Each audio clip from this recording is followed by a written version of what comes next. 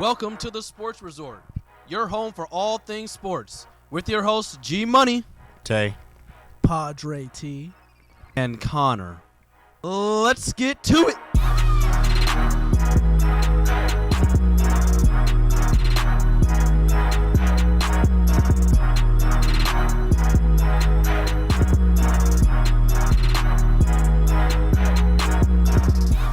Welcome to the Sports Resort. I'm so glad you guys are back. This is our second episode here.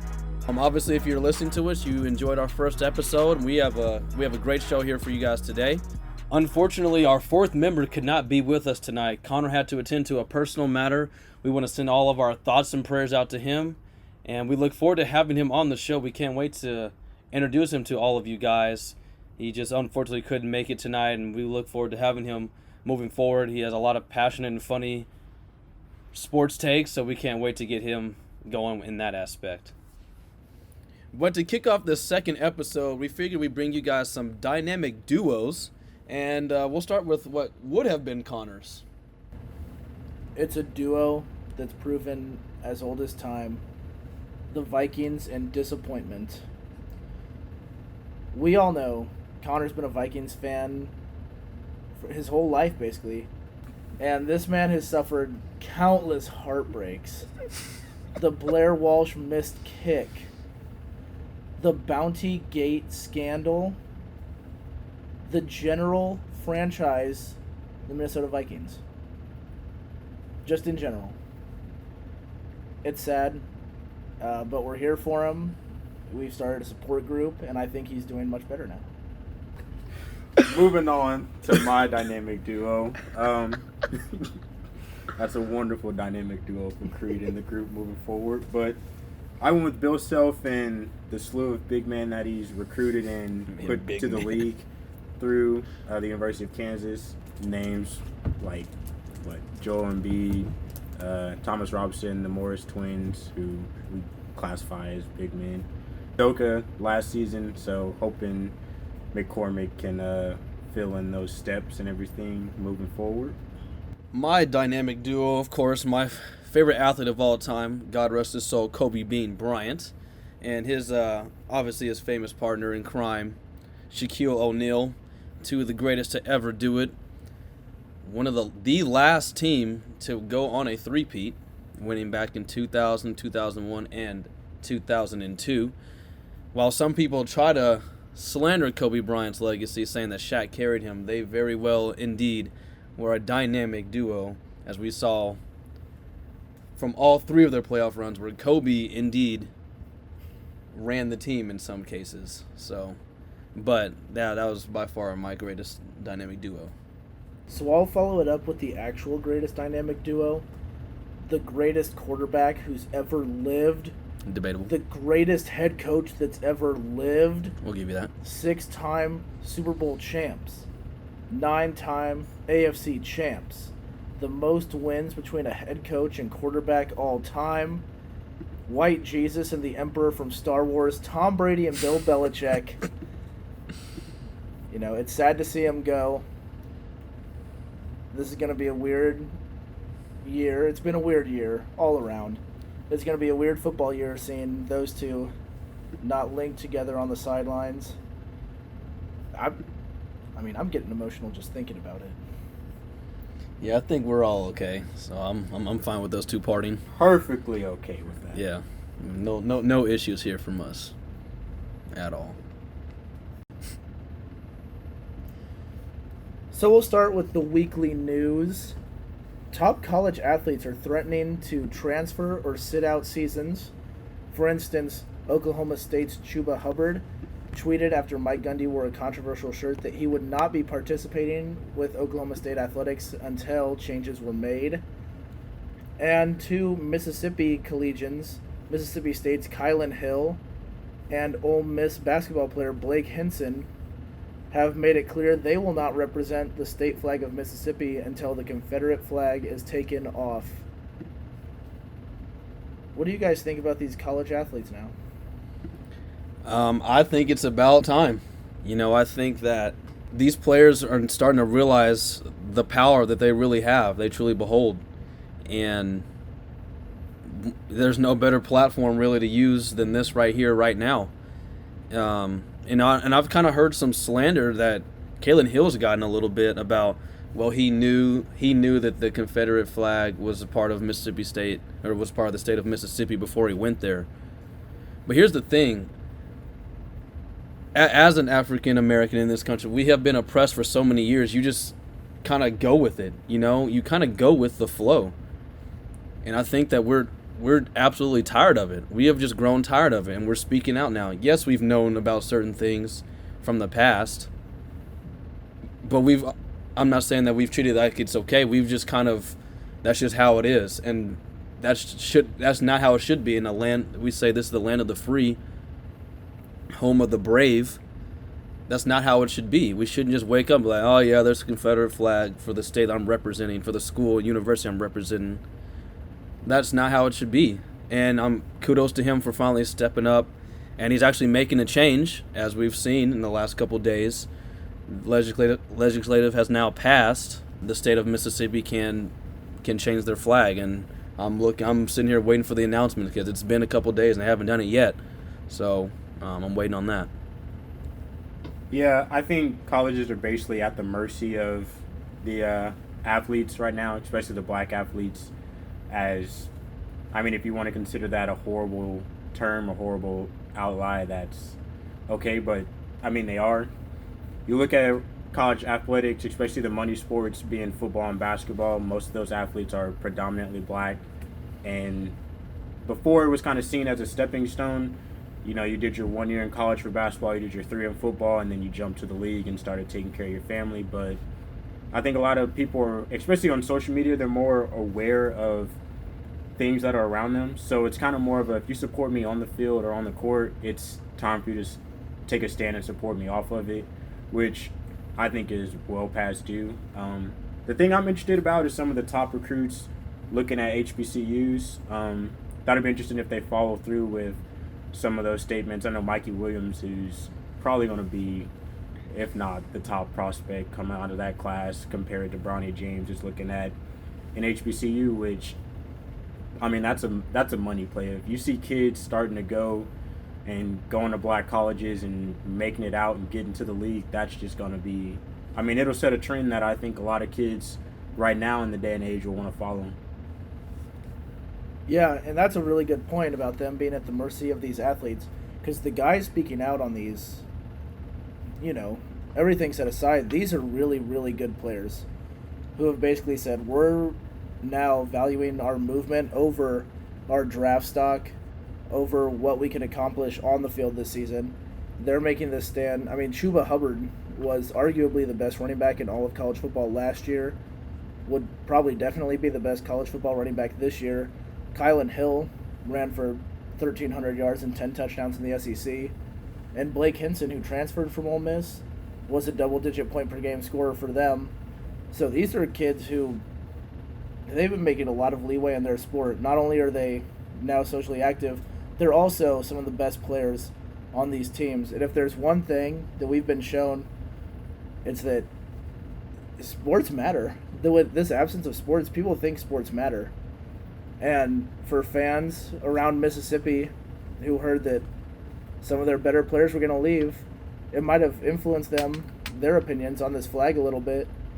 Because I doubt it's just, one athlete says that we're not going to play, that the whole flag gets changed, like they changed the entire state flag.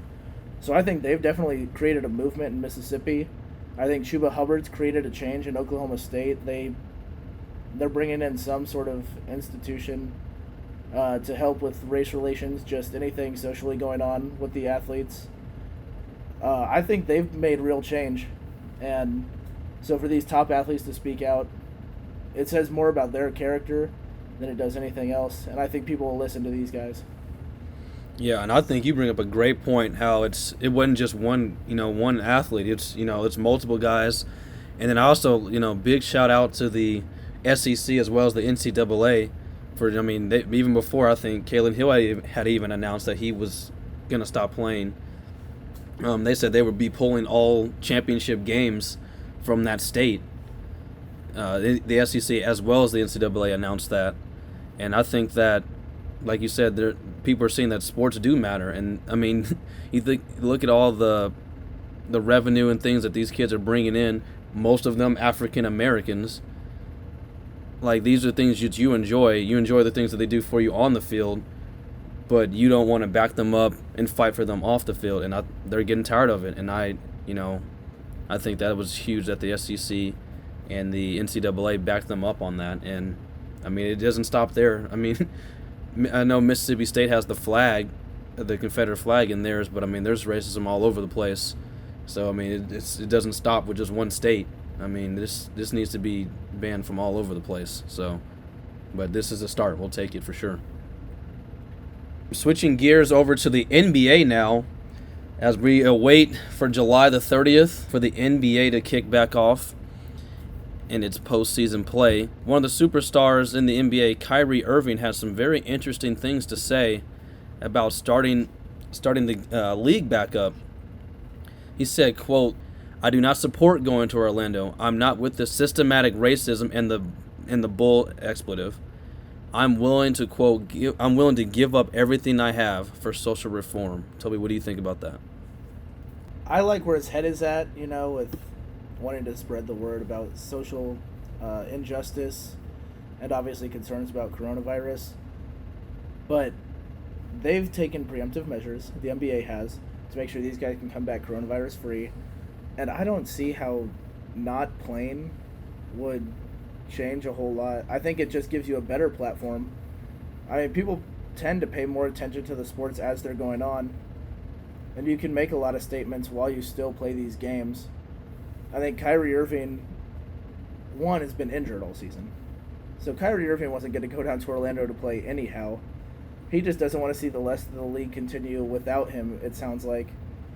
And Kendrick Perkins actually kind of made a good point, which doesn't happen too often, so we'll take it when it happens. Because he said, essentially, paraphrasing, he said, "If you're all about helping with social injustice, then retire now and prove to us that you will give up everything like you said you would." Paraphrasing. And I mean, he's right. If Kyrie Irving says, "I'm willing to sit out this season and I'm willing to lose everything," then he would have no problem retiring right now, like Maya Moore did, like other WNBA players have done, sitting out seasons to, follow whatever cause they feel is necessary at the time. Kyrie could easily do the same. And Kendrick Perkins is basically calling his bluff right now, saying, "No, you don't want to come back. The rest of the NBA can come back. You're just the one who doesn't want to come down and watch your Nets get whooped like that in Orlando." Because, I mean, they don't need vacations. Their houses are nice as hell in the NBA. I wouldn't want to leave that place if I was him either. I mean, it's easy to say you want to stay at home when you got, $32 million guaranteed for the season, and it's getting paid regardless, when unfortunately a lot of those NBA guys aren't getting guaranteed money like that, at least not enough to, support the season stopped in March. So you're talking about going March to possibly Christmas when the next season's supposed to start with no income, at least your main income. NBA lifestyle good, but I don't know if it's a lot of players that can, withstand that. And Kyrie rebels against any situation that doesn't benefit him. He rebelled when LeBron came to Cleveland, rebelled when the Celtics wanted to play team ball. Now he's in Brooklyn, so it's interesting because I think if I read correctly, no matter if you get eliminated, you're still down there for 30 days, quarantined, everything. So, like you said, he just don't want to go down there, play the 8 play-in games, and then they'll play 5 max, probably get beat by Boston, and then just be sitting down there not doing anything. I'd probably want to stay home too, but it doesn't benefit them not playing. I saw the NBA is now letting the players do custom jerseys, so if you're all about Black Lives Matter, just put Black Lives Matter on your jersey. Those jerseys will sell out. Think about LeBron putting George Floyd on the back of his jersey. You're spreading the word out, and if that's what people are tuning into, because I know there's millions of people around the world are going to be tuning in to the NBA. Every press conference, bring up Black Lives Matter. Every time you're in your jersey or in your net stuff, it's got something to do with Black Lives Matter. Sitting at home is not really the answer to get anything moving, in my opinion.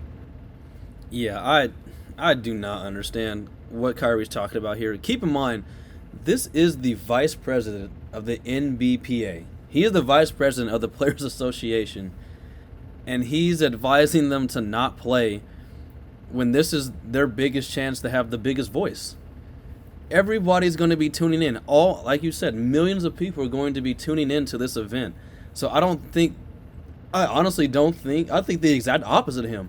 I don't think there's a bigger platform that they could have right now to spread awareness of social injustice and stand up for the things that they believe in. All the pre-game interviews, all the post-game interviews, all the warm-up gear. LeBron, if LeBron would have put something like that on the back of his jersey, like, I don't understand what's sitting at home. And I understand that multiple players have been out in the protests, and that's great. I think that's awesome. But when you can literally isolate it to where everybody's watching pretty much the same channel, and you're literally voicing your opinion, there's nothing else to watch. There's nothing else to look at but what you're talking about.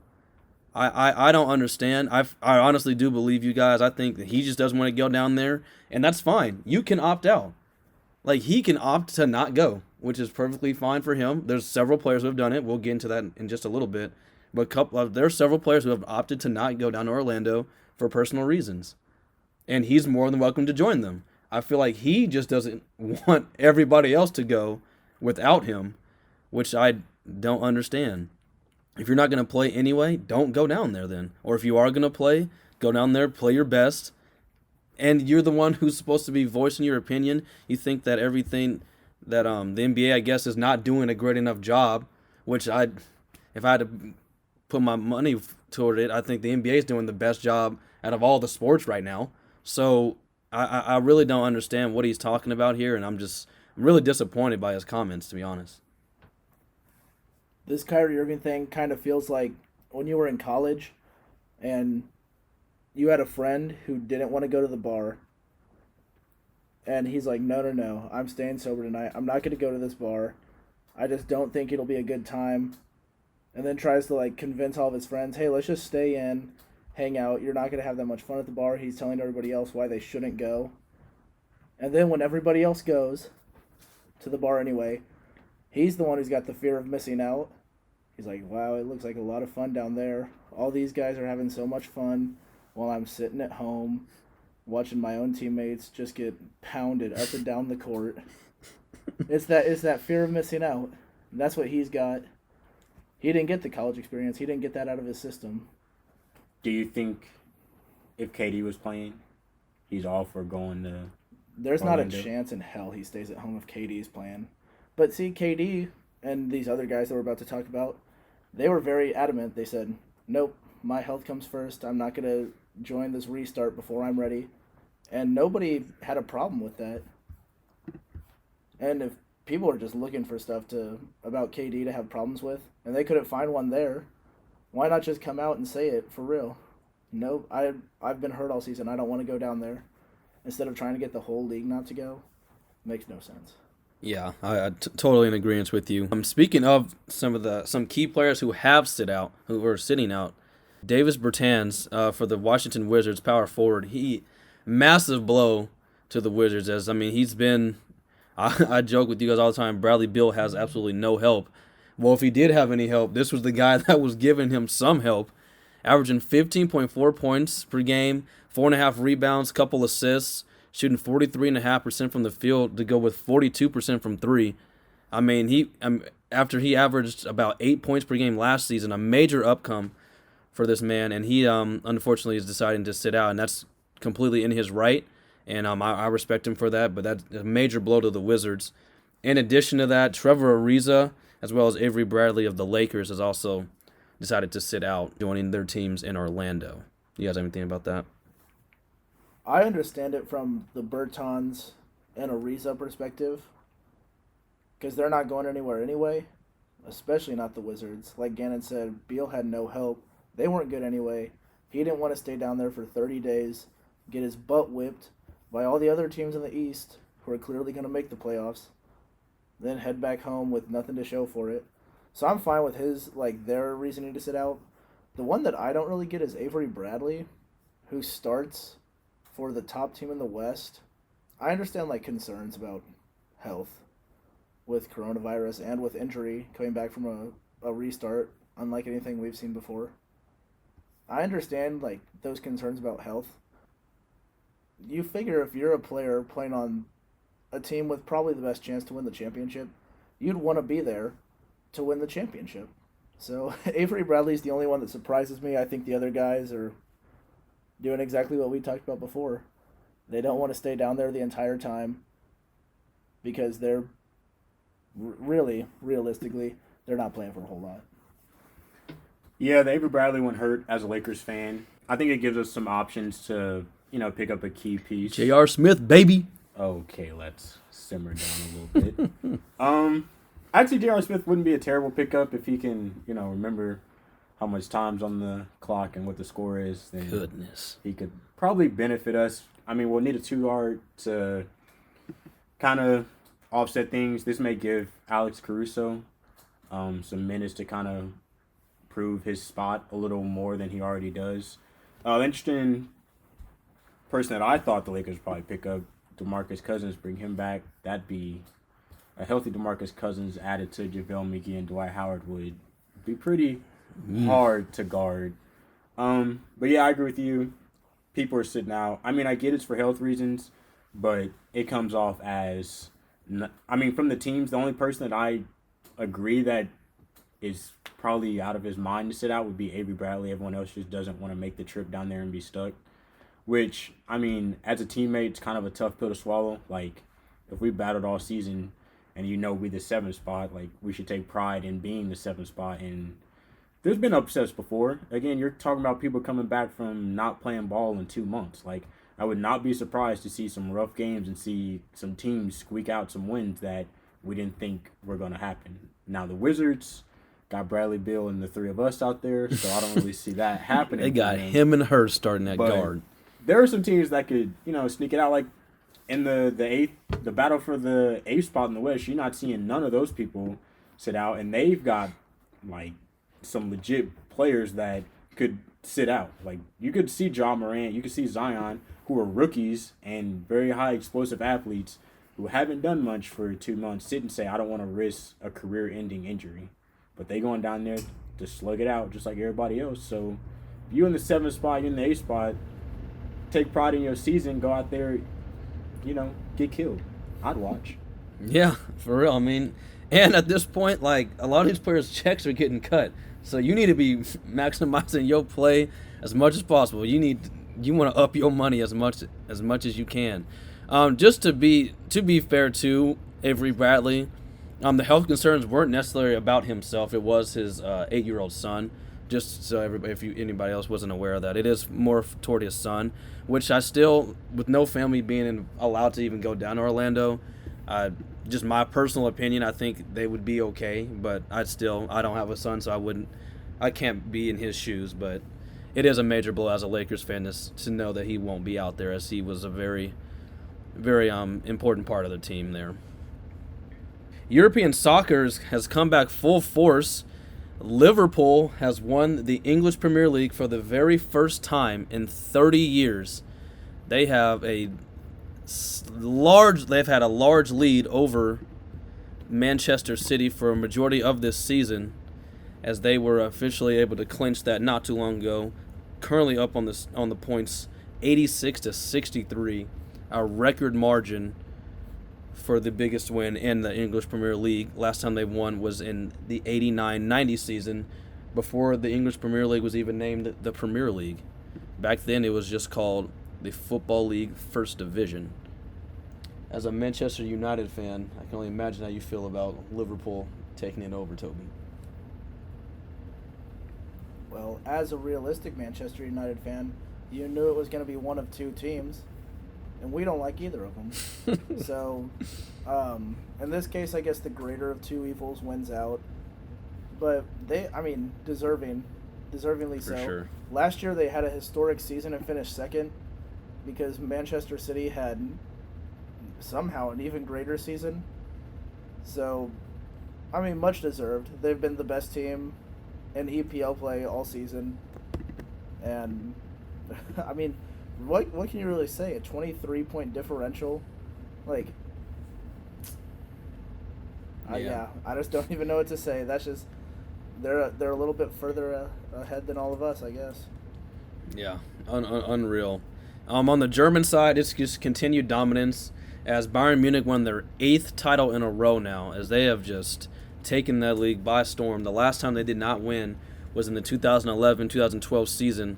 Borussia Dortmund, who at that point was actually only a team, had been created. They started off as a team in 2009, so they were only a team for their third year in existence, and they won that league. And Bayern Munich finished second, just slightly behind them. So just absolute dominance over there in Germany. And then to round out over in Europe, La Liga, Spanish Premier Division. Right now it's between the El Clasico rivals, as Real Madrid currently has a 2-point lead over Barcelona with just, I believe, 6 games remaining, as those two have gone hand in hand all season long, as Barcelona recently dropped some points and Real was able to take advantage. So we'll see who will be able to get that top spot. An interesting fact here as well that I found, in the last 20 years, only 4 times has either Barcelona or Real Madrid not won La Liga. So just absolute, complete dominance by those two teams over in La Liga. Bringing soccer back to the States, we've got the MLS restarting July 8th. Should be interesting. They're doing tournament style, which basically anything can happen, especially in soccer, which we've just seen a team win their league for the first time in 30 years. So wouldn't be surprised to see, some of the MLS teams that got a little bit more chemistry and haven't made as many big signings over the last couple seasons gel and kind of get back in everything. I know they're starting individuals and team training sessions up here, and then they're ramping and get everyone down there.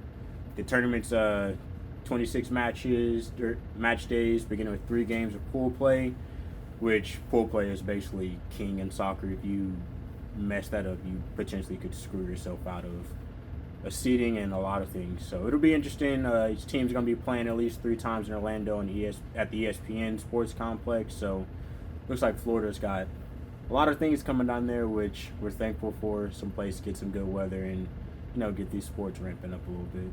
And this is a World Cup style format. So for everybody who says, I only watch soccer every 4 years when the World Cup is on, well, this is a good chance to not get run down or bored with a long season if you're not a huge soccer fan.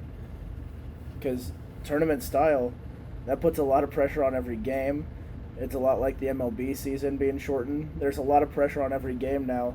So the sports that we've got coming up are going to be really, really fun, and they're going to be really interesting to watch with everybody being out of the game for so long. I think it's going to be a lot of fun. I like the way that they set this up. We've talked in the past about NHL versus NBA restart setup. I really like this setup. I think this is a really good way during a time when, people have been craving sports to bring in some viewership for MLS. Yeah, this is my new favorite restart for any league so far. I love it. The top 2 teams from each group will automatically advance, and then it's the 4 best seeds that get to advance, and I'll announce the groups right here. So I still broke it off in the Eastern and Western Conference. So in Group A, you have Orlando City, Inter Miami, New York City FC, Philadelphia Union, Chicago Fire, and then Nashville SC. In Group B on the Western Conference, you have the Seattle Sounders, FC Dallas, Vancouver Whitecaps, and San Jose Earthquakes. Back on the Eastern Conference, Group C, Toronto FC, the New England Revolution, Montreal Impact, DC United. In Group D, this hits home for us here in Kansas City, Real Salt Lake, followed by SKC, the Colorado Rapids, and Minnesota United. Please don't put Manchester United in that. Group E, you have Atlanta United, FC Cincinnati, the New York Red Bulls, followed by the Columbus Crew, and then rounding out Group F, For the Western Conference, you have LAFC, the LA Galaxy, Houston Dynamo, and the Portland Timbers. So I look forward to having these guys back, which is actually the first sport that will be back here in America as they kick off July 8th, which is just right around the corner. So you guys are just starving for some sports to come back. I understand soccer is not the most popular sport here, but, I mean, what better way? Tournament style, just like the World Cup. I mean, MLS has just been growing. We're up to 26 teams now, which just a few years ago they barely had 20. So, yeah, I think MLS wanted to make sure they were the first one back to kind of gain some viewership. I think this is a perfect time to try and get people into soccer. Being the first sport back, it'll be the only thing that's on ESPN. It'll be the only thing that, is airing in the daytime for, 2-3 weeks before MLB and NHL and NBA kickoff. So it's a perfect time to pick a soccer team, maybe if it's not one that, you live close to, and, tune into a game and root for them. Yeah, and big shout out to our squad, SKC. It's fitting they put us in Group D because we're about to be D'ing down the league, baby. Let's go. Okay. I don't even know. Ooh, that was a good one. I give you that. I can't wait to beat the hell out of Real Salt Lake now. Yeah, no, we're definitely really excited about the MLS coming back, and Lord knows that they need the money. Their commissioner recently stated that they will take a $1 billion hit due to the pandemic, so they need money ASAP. So we look forward to having the MLS back here. Switching gears to, as Monte alluded to earlier, the MLB finally have an opening day set for July the 23rd. We don't know which matchups that all entails. We do know that my Yankees will be back in full force. They take on the defending champions, the Washington Nationals, in Washington, I might add. It's going to be a 60-game season. They're going to be playing 60 games in 66 days, which is some new rules, and I'll let Toby get to the new stuff here. Yeah, so they're going to do DHs for both leagues, which to a lot of baseball purists, they say actually hurts the game. They were upset when the AL went to the designated hitter format. But I think it's going to make, it's another way to make the game more exciting. You hate doing the lineups and, you put your pitcher at 8 or 9 and it's a guaranteed out almost every time. You see pitchers, roll through the stats. They're batting .083. Like, having 9 bats in there is fun. I think people enjoy watching teams like the Yankees and the Twins, to the teams that hit 330 home runs in seasons. That's the more exciting brand of baseball. I think the DH is a good switch for both leagues. And why not just make it uniform anyway? It was so weird that one played by a different set of guidelines, and then, an AL team would go over, play the NL. AL pitchers, they haven't been working on hitting all season because they're playing only AL teams. Then all of a sudden, they're thrown in the National League having to hit. It's just weird that it wasn't a uniform set of rules across the league. So I like this change, the designated hitter change. It got harder for pitchers in the National League, though. So they're the only ones that should be upset about this. Yeah, I think moving the DH to both sides is MLB's way of kind of trying to modernize the game a little bit. They realize it's already a fairly long game, and like you said, pitchers are barely hitting it and getting on base, so might as well give someone the chance that, can change a game. If you got 2 people on base with no outs, you don't want your pitcher rolling up there in the bottom of the ninth to swing at him.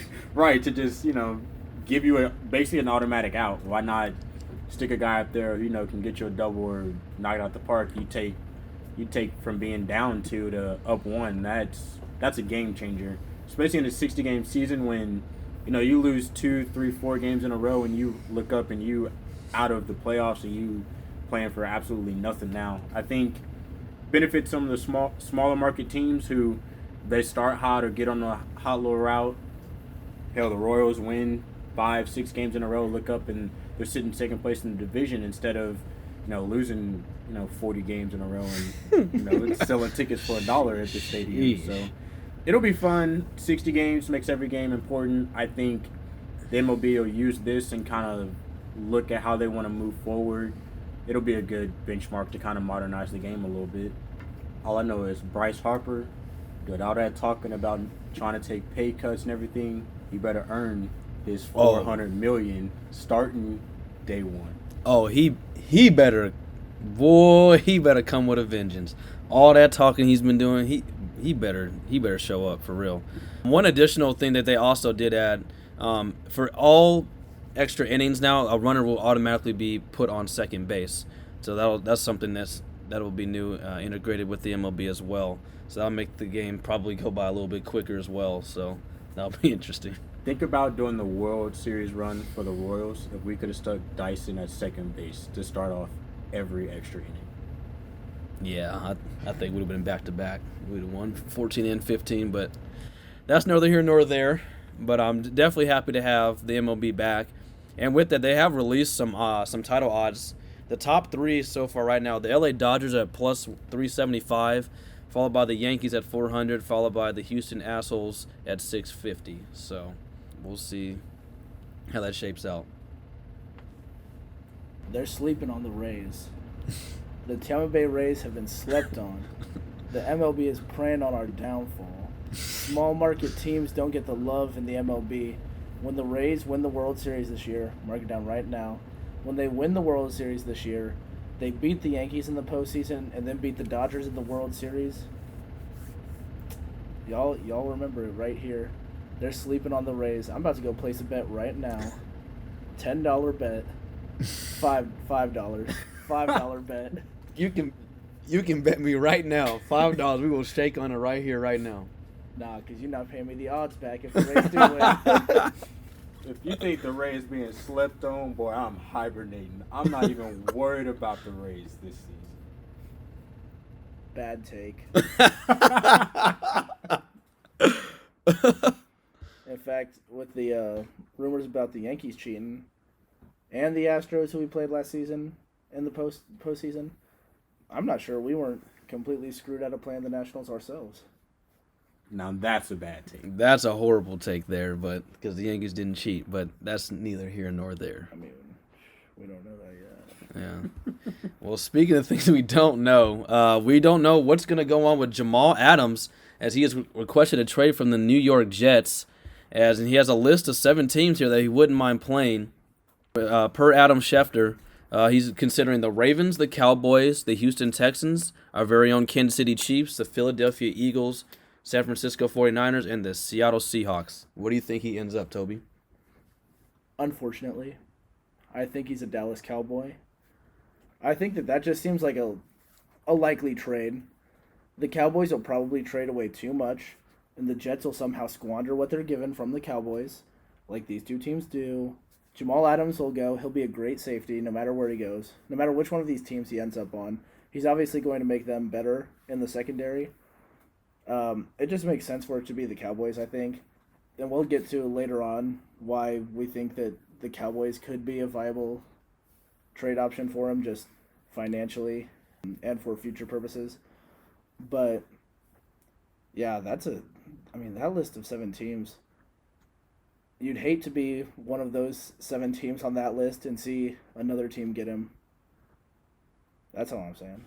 Who do you think the Cowboys, or what do you think the Cowboys would give up to get him, though? A lot of talk's been about Michael Gallup, the receiver. They'd probably be draft picks. The Jets, I'm not exactly sure what the Jets' asking price for Jamal Adams is. I don't think they've come out and said anything about this is what we absolutely need to have to trade away Jamal Adams. With the Cowboys drafting a receiver in the first round like they did this year, Michael Gallup seems like the most likely guy to go on a Jets team that definitely needs weapons.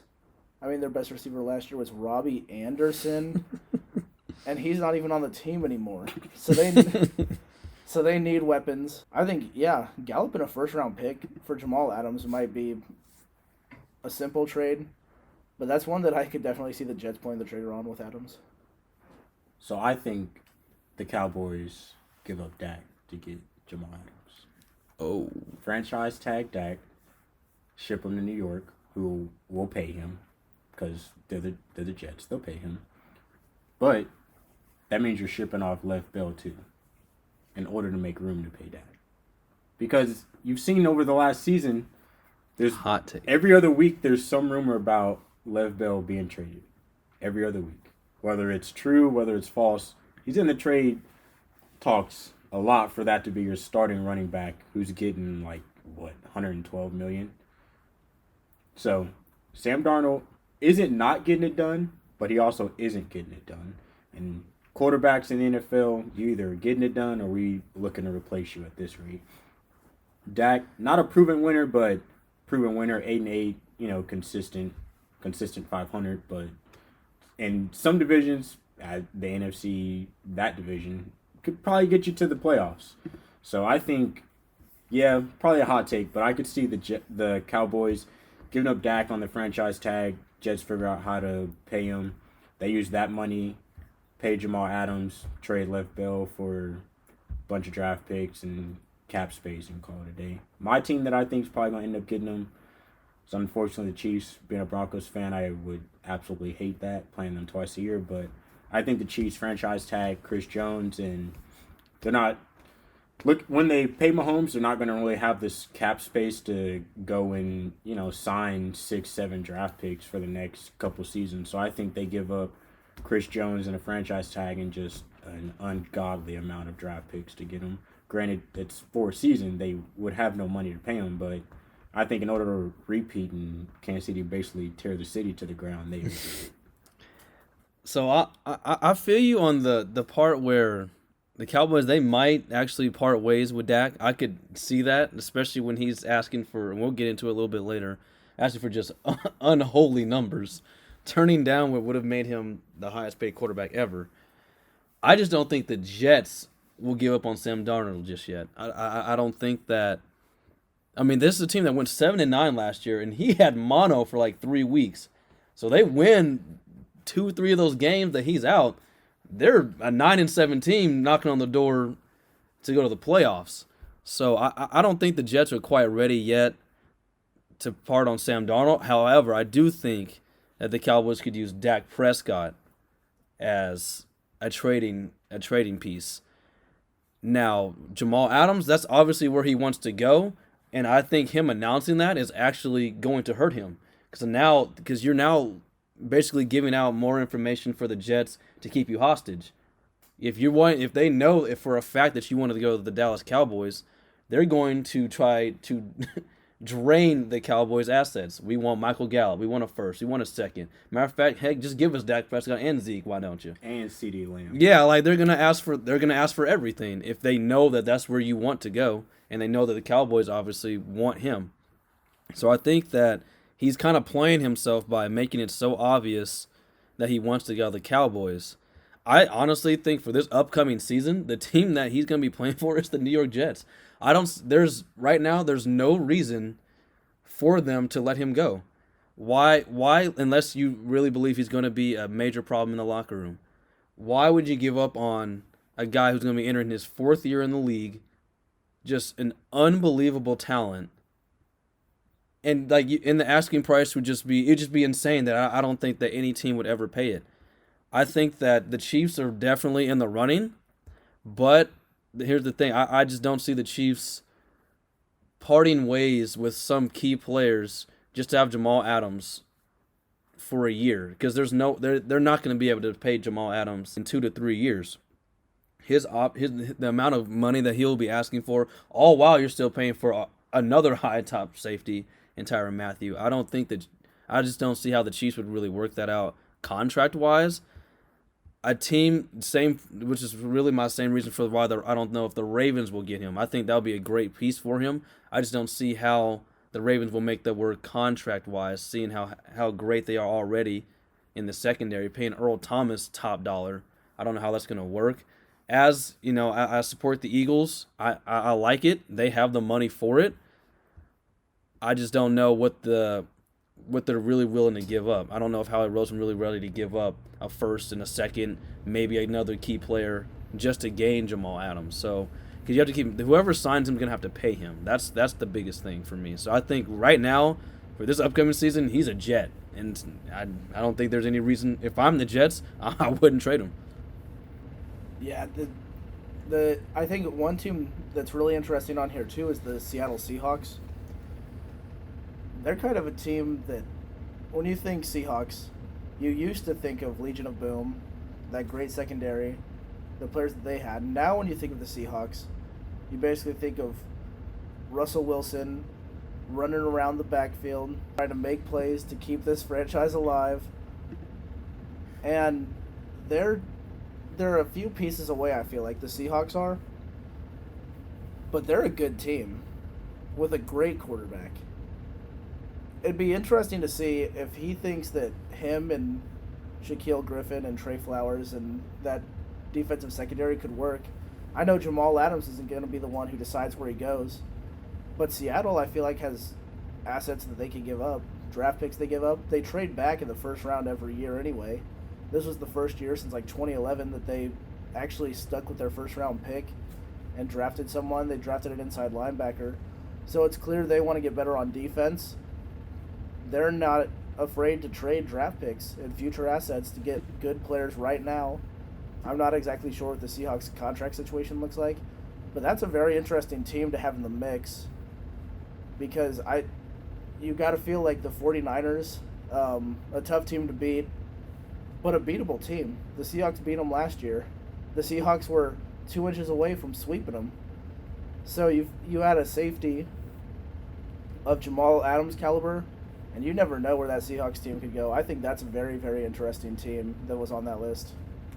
Yeah, I agree with you. That's definitely a team that's well in the mix, and leave it up to Pete Carroll to get something done, for sure. When it's to upgrade his defense, Pete Carroll, he's proven that he can get it done. So I agree with you there. Sticking with the NFL, we do have a big news signing here. Cam Newton has signed over with the New England Patriots. I have called this for months. Some others didn't want to believe it. They were in complete denial. But it's happened. And Monte, what do you think about that? Cam Newton's a Patriot. Well, I'm not really too worried. Like again, I kind of saw this for months. It was just waiting for it to be announced and happen. Cam Newton, too good of a quarterback to not be on a team. Granted, bad off season to be trying to find a starting quarterback job, but I think this gives him the chance to go in and fight for the starting job. I think they'll roll out Stidham for the first couple of weeks to kind of see what happens, because it's no secret that offense isn't easy to comprehend. You don't just jump into that offense and start picking it up. So I think it takes Cam a couple of weeks to, get into it and kind of get in that quarterback room. But I think Stidham will kind of crack under the pressure of having a real starting quarterback behind him, and Cam with an offseason to get healthy, we could see very 2015 MVP caliber Cam Newton if Belichick kind of lets him go at the reins. I think it's going to tell a lot about Belichick, and if he built that offense for Brady to hide his weaknesses, or if that offense was strictly what Bill Belichick runs. I think we're going to see a more poised Cam Newton in the pocket, which, can be good for some teams, can be bad for some others. It's kind of up to in the air. I think week 5, week 6, Cam Newton will probably be starting, and we'll kind of see that Patriots roll, because that defense isn't going anywhere at all. Yeah, this is really the story of which Cam Newton shows up in New England, because there's 2015 Cam Newton, who was running the league, winning MVP, going to the Super Bowl. Then there's been 2016 to 2019 Cam Newton. And that 2016 to 2019 Cam Newton is a 500 quarterback who's thrown 44 picks, 65 touchdowns, and his passer rating dipped from that MVP season by 17 points. It's all a question of what Cam are the Patriots going to see. We don't know, because he sat out this whole offseason. Is rust a factor? Because if rust is a factor, Bill Belichick is not afraid to pull the plug on somebody right away if they're not showing them something. This is just, I like the move for the Patriots, because you needed a veteran quarterback to help Stidham. Even if you're going to play Stidham, you wanted a veteran quarterback to do it, and not Brian Hoyer, not him, because his failure experience, we don't know. Brian Hoyer can tell you it is, but we don't know. So getting him was obviously great for the quarterback room. And if Bill Belichick, who's really more of a defensive-minded coach anyway, I think it's going to be a combination of McDaniels getting along with Cam Newton to set the ceiling. Like, where could the ceiling go for this Patriots team? I don't think it's a Super Bowl contender because the Patriots still don't have the weapons that the Chiefs do. Getting Cam Newton means the Patriots don't have the quarterback that the Chiefs do. So, yeah, where this leaves the Patriots is going to be very interesting because it could fall now. You could be a 7-9 team and fall in one of those middle first-round draft picks and not make the postseason, or you could give yourself a shot. It just depends on what Cam Newton shows up. I'm definitely excited to see how this is going to go. This is going to be interesting. I mean, you've had Tom Brady your whole most of Bill Belichick's career, at least his whole career in New England, a guy who cannot move, who's just a little statue in the pocket. Now he's got a guy who can take off, and I mean, Cam does take some risks that we know that Tom Brady would not. So that's going to be an interesting thing. That what's going to give here is Bill Belichick going to give the keys to Cam Newton, say do you, which I highly doubt he does, or will Cam Newton kind of sit in, take in the offense, and run what's been so successful for the Patriots year after year. It's going to be interesting to see. I'm excited though. I'm excited for any football, to be honest with you, but I can't wait for that. Yeah, and it's kind of interesting too, looking at the entire quarterback situation between the Patriots and the rest of the NFC South, because you get Brady to leave as the domino that pushes Jameis out of Tampa, which moves him to New Orleans, after Bridgewater goes to Carolina, which pushed Cam Newton to New England. So kind of interesting how all the dominoes fell there. And there's going to be a lot of guys, there was a lot of quarterbacks who have a lot to prove because they feel like these teams either gave up on them or these teams were ready to, say, we don't need you anymore. So I think that's going to be interesting to see out of those quarterbacks that have been moved around for each other, which ones take it personal. They all watch the Jordan doc. They're all going to take this personal, like he did with everything that was said to him. So it's going to be fun. I think it's going to be a very fun year of football, and I'm just hoping it happens. Speaking of hoping it happens, we're going to move into our Twitter talk here. It's been reported all over the place that several college, even in the NFL, but several college football teams players have come down testing positive for the coronavirus. Texas has had several. Clemson had a lot. Alabama, I think, had 5. What do you think about that with the players getting tested positive right now in the summer? It's not good that nearly 40 Clemson players have it. You don't want anybody to have coronavirus. But if they kind of can handle this in the offseason, they get all the testing done well before the season starts. I know for me, somebody who had coronavirus and beat its ass, it's going to take a little bit for them to get over, so it's better if they get tested now, quarantined now, then come back, try to have as little cases as possible. It doesn't bode well having this many cases, but it's good that we're figuring out now how many have it and how easily it can spread, like at Clemson when they did the first wave of testing and then the second wave, they came out with way more.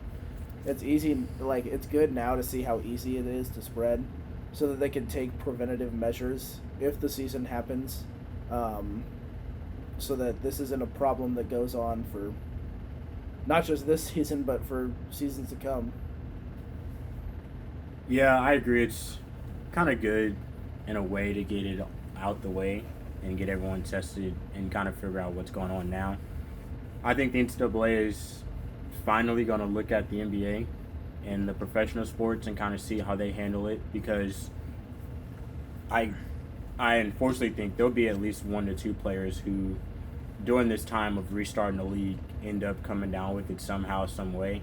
So I think NCAA is going to be very attentive to how the NBA and the other professional sports that are coming back handle it, because I personally think the NBA is probably doing the best job out of all the sports coming back, handling everything in terms of, giving players the opt-out options. I think you're going to see a lot of college players who, if that is an option for them, sit out the season.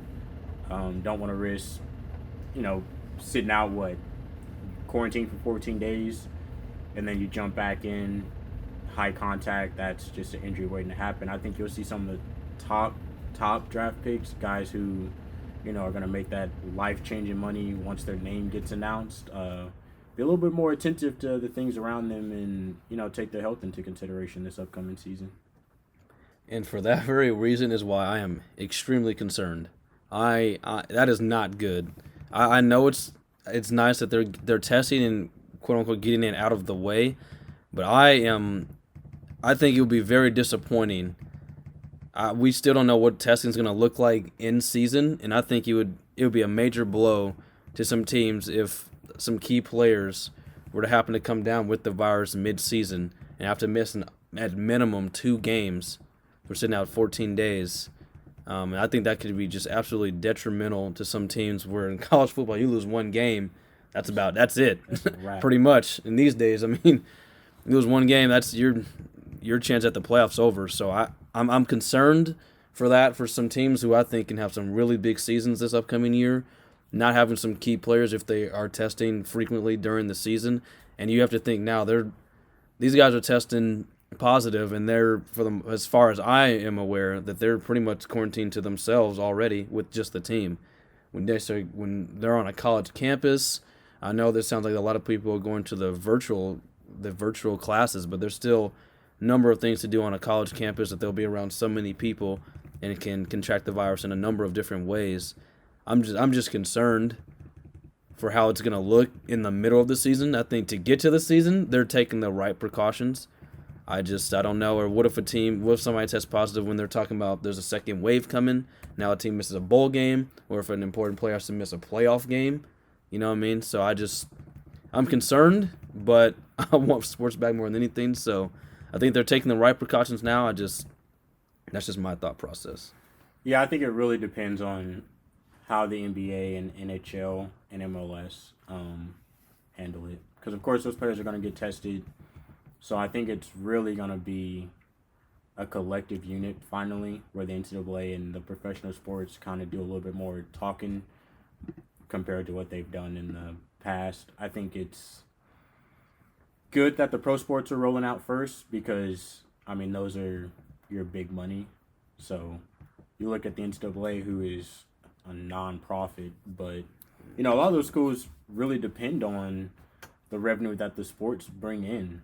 So I think we go a year without college sports, you're going to see a lot of colleges unfortunately not be able to be open anymore, which, I mean, that changes a lot moving forward. If you got colleges, shutting their programs down, you've got transfers, you've got kids who, weren't eligible at one place, now eligible automatically at another place. You've got people transferring, not having to sit out. I think this is going to be potentially life-changing for college sports, depending on how they can handle everything moving forward.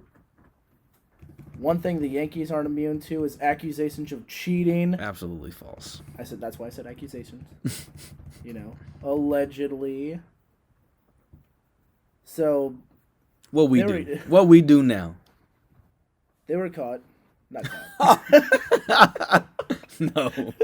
So they were accused in 2017 of sign stealing, something that their players and fan base on social media has just been giving the Astros the business about. If the allegations turn out to be true, how bad do the Yankees look now that they've played the holier-than-thou card on social media and pretty much proclaiming how devilishly bad the Astros are? How bad will this look for the Yankees? I'll take it first as an avid Yankees fan. It will not look very good at all. I will be absolutely disappointed in my own franchise, as I don't feel that we need those type of things to win. I think we are a very good team regardless of that, so I would be very disappointed. I also want to keep in mind, though, the people who are accusing this are the filthy and dirty Red Sox, and I think they're just mad because of how their season ended that year. keep in mind this is back in 2018 we're talking about is when this went down.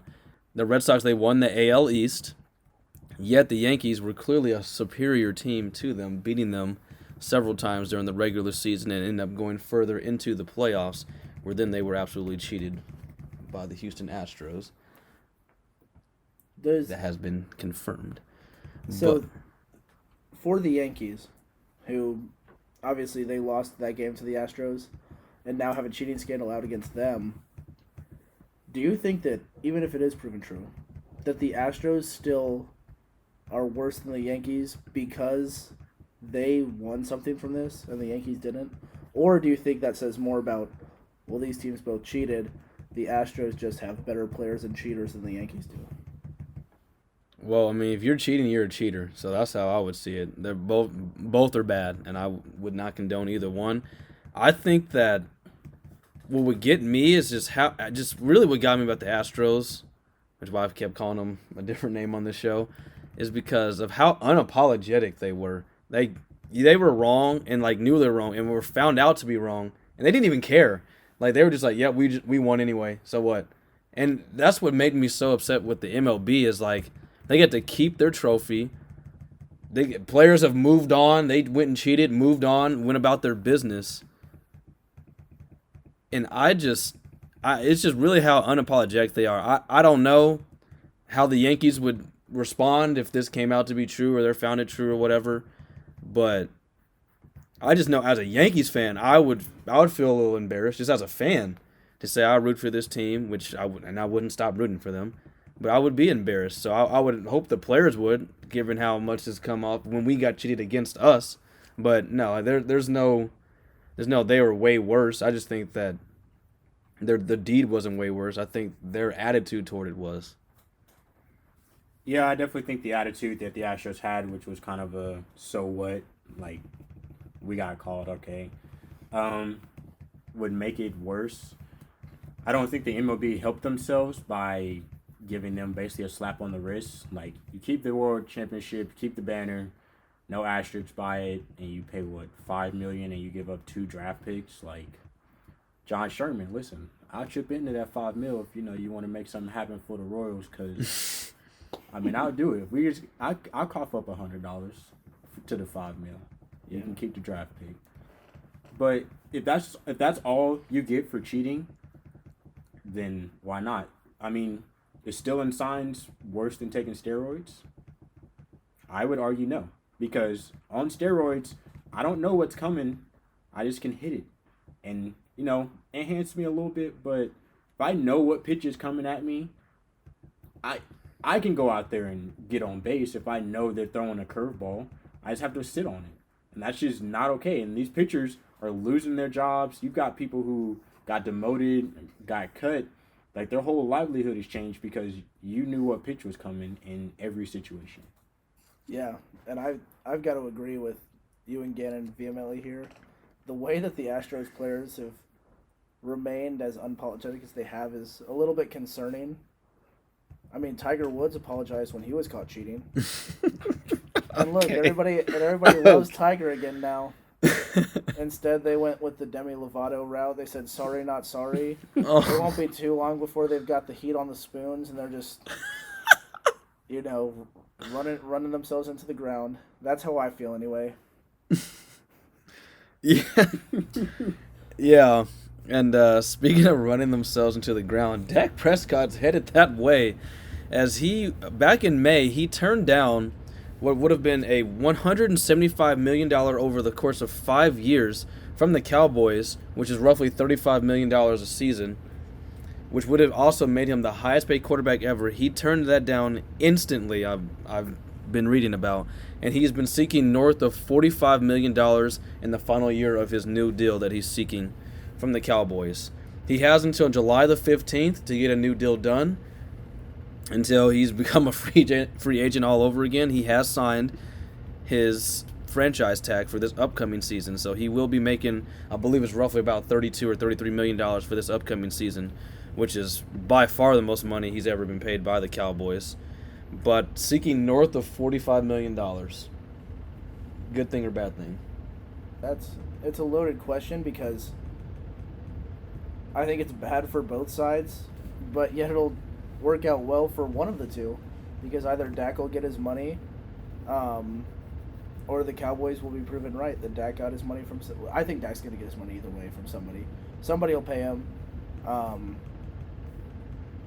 but I don't think he's shown anything really that would make him the highest paid player in the NFL. And I know that's a title that everybody wants to have, especially since they've seen quarterbacks like Kirk Cousins get paid money like that. I don't believe the Cowboys should give him that much money just because he hasn't shown anything yet. But it's hard to reason with any man whose name is Dakota.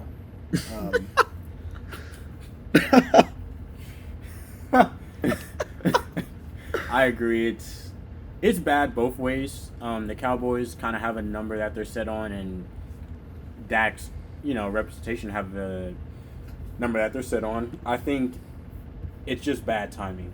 I think if this is last year or next season, then this deal gets done a little sooner. I think Jerry Jones was a little lazy with trying to get this done, but you're coming up on what I assume is the next three superstar quarterbacks, and Patrick Mahomes, Lamar Jackson, and Deshaun Watson all getting paid. Dak isn't going to want to take less than those guys, although he should. I mean, he hasn't proven not near as much as any of those guys. And you can argue the Lamar Jackson point, but you're talking about a league MVP. Like, you took a team that, they stumbled in the playoffs, but that's a whole different game, regular season to playoffs, whereas Dak is, I don't even think he's finished, top 5, top 10 in MVP voting. So it's like you haven't proved anything to want $142 million. So I'd be comfortable with him in the 110, 120 range, just because, I mean, you could do worse than Dak. You can do better, but you can do worse. So I don't want to pay you this astronomical number when, if the chance comes, I can do better than you. But I also don't want to, roll out Andy Dalton there and, see what he can do for the season. Here's the thing you both are missing. The NFL and how it works is not if you're the best. It is when it is time to get paid. And this is why the Cowboys will lose in the end. And this is why Dak, while I think he's completely overplaying his hand with the $45 million, now that is completely out of bounds in my opinion. Out of pocket. But this is why he will get his money, because it is about when you get paid.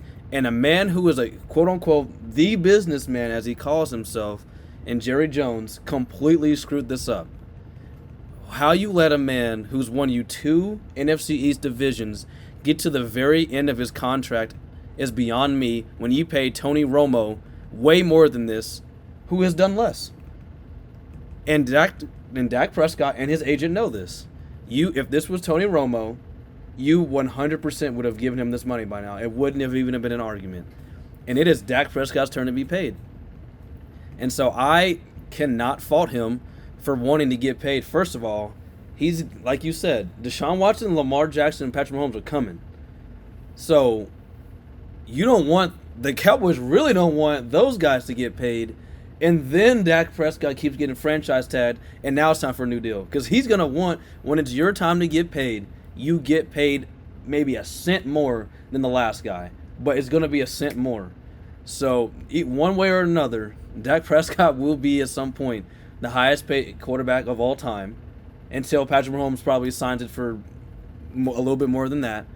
But it's going to be that time. Now, what he's asking for, I think, is absolutely ridiculous, because $45 million when no quarterback's ever seen more than 40 is a little ridiculous. But he will get his money. Maybe not the full $45 million, but he'll get more than that. $175 over 5, because that's $35 million a year, and that's not the highest paid ever. Or, well, it would have been, but that won't be the highest paid ever for a very long time. So Dak will get his money. It's just who's gonna pay it and when they are, because this is all on Jerry Jones. He's gonna get stuck on a crap team. There's a numerous of teams right now who would go ahead and just give him the money based off his track record in Dallas. Now, I agree. I don't think it'll be Dallas that pays him. I think they franchise tag him, and if they want Jamal Adams bad enough, they ship him to the Jets. but we'll see. Yeah, and we're talking about Dak. There's been guys paid that are not as good as Dak, and we know that. I don't think Kirk Cousins, who was the highest paid quarterback at one time, is better.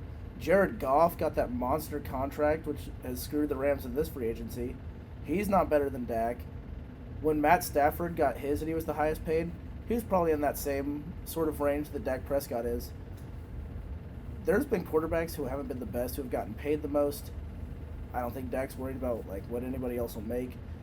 He just wants to have that title of being the highest paid NFL player of all time. And you knew contract disputes were going to come when the Cowboys decided to pay the Cooper Scooper too much money this offseason.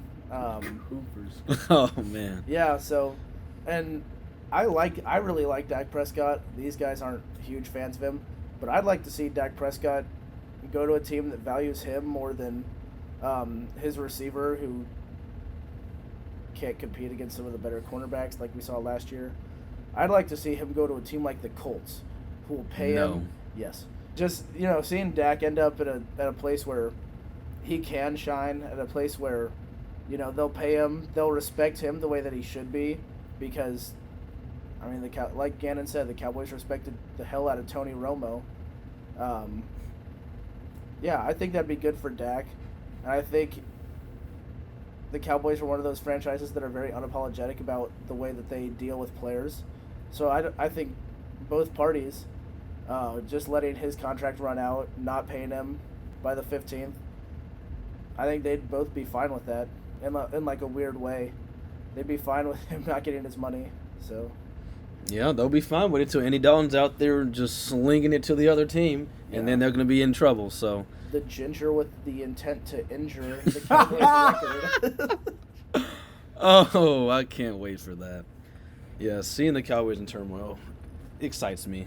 One thing I was not particularly excited about was Matt Ryan saying that he's currently the best quarterback in the NFC South. Now, I understand the cap on this app. Now, I understand, there's really what do you want him to say in those situations? Because, if someone asks you, are you the best quarterback, you're not going to be like, nah, he's better than me.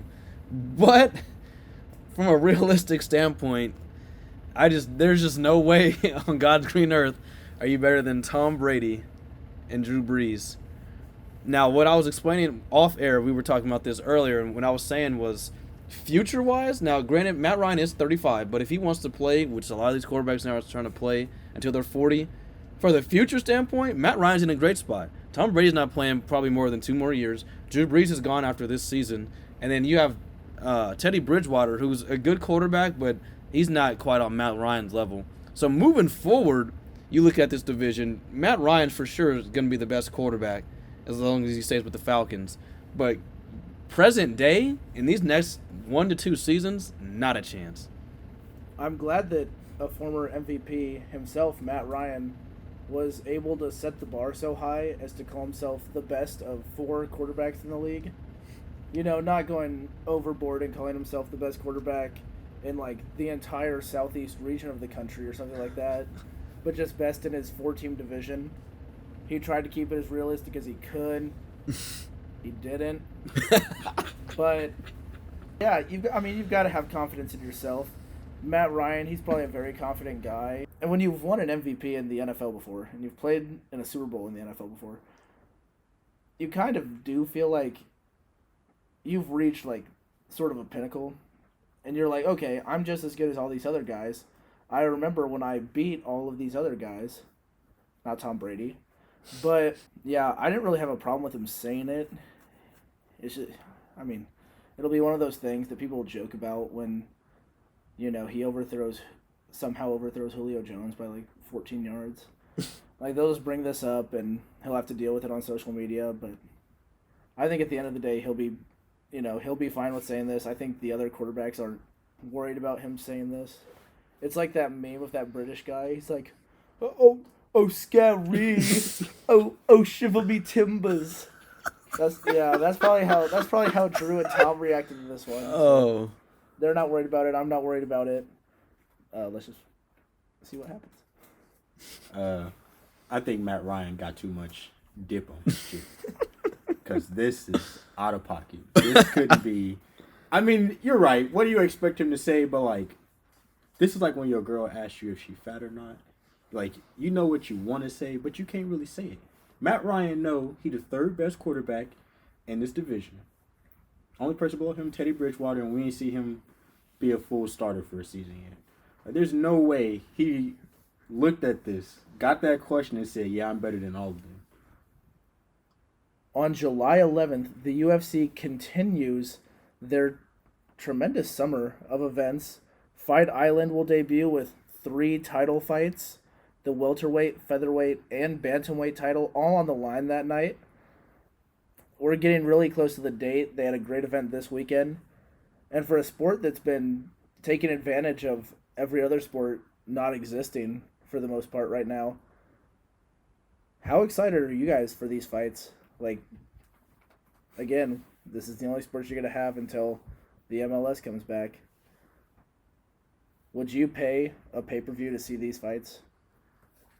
I'm paying anything to get some sports right now, man. And that's real talk. Like, the UFC has done a great job during these quarantine times.